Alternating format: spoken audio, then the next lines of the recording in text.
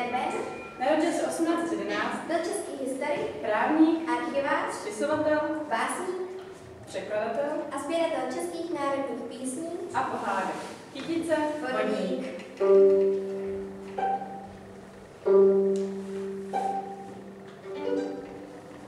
Na topole nad jezerem seděl vodník pod večerem. Sviť měsíčku, sviť, ať mi švění.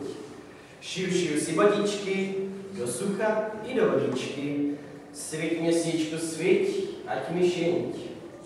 Dnes je čtvrtek, zítra pátek, šiju si kabátek. Sviť měsíčku, sviť, ať mi švění. Zelené šaty, bodky rudé, zítra moje svatba bude. Sviť měsíčku, sviť, ať mi švění.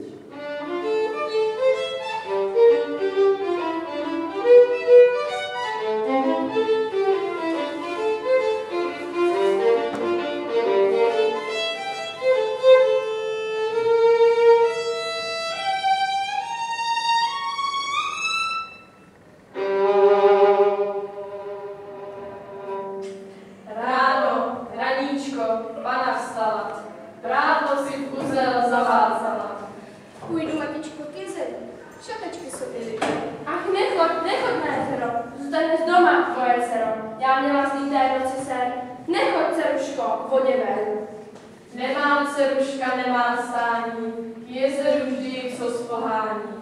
K jezeru vždy co snutí, nic doma, nic jí pochutí.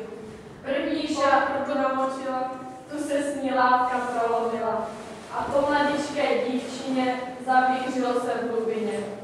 Vykladily se vlny z dola, roztáhnuly se v širá kola a na to pole podle skal zelený mužík zatleskal.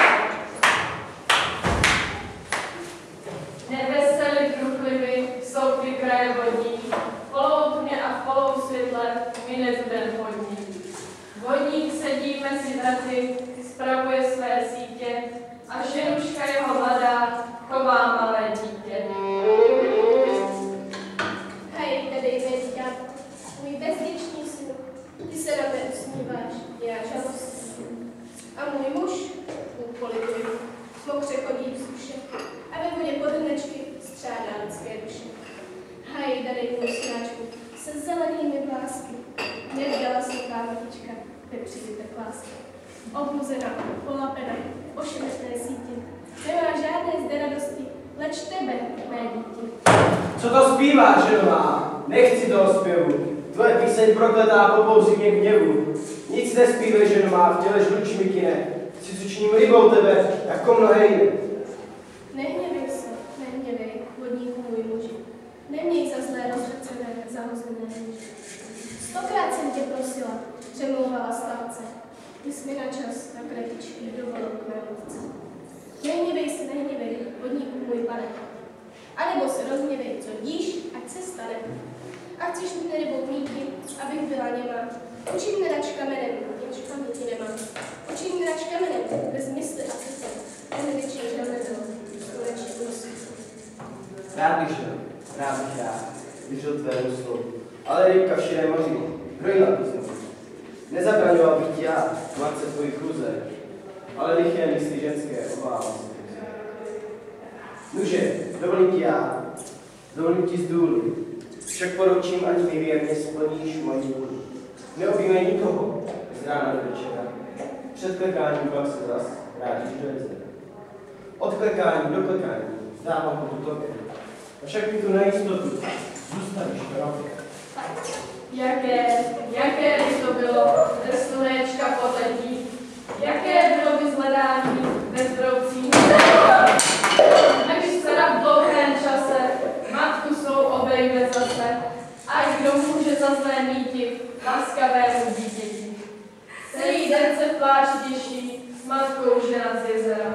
S Bohem, má matičko zlatá, ach bojím se večera. Neboj se, má duše drahá, nic se neboj toho vraha, nedopustím, by tě v moci měla vodní příšera. Přišel večer, muž zelený chodí venku po dvoře, dveře klíčem zastrčený, matka s dcerou v komoře.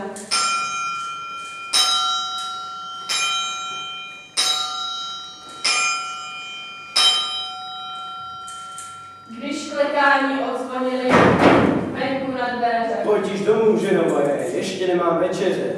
Bary od našeho prahu, bary pryč, ty lstivý vrahu. A co dřív si večeříval, večer zase v jezeře. A po druhé, a po třetí, zase, když se šeřil ranní svit. Pojď již domů, ženo moje, dítě pláče, dej mu pít.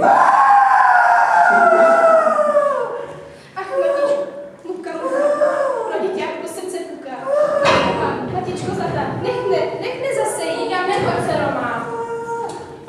Zadukuje vodní vrah, ať máš péči o své dítě, mě o tebe větší strach.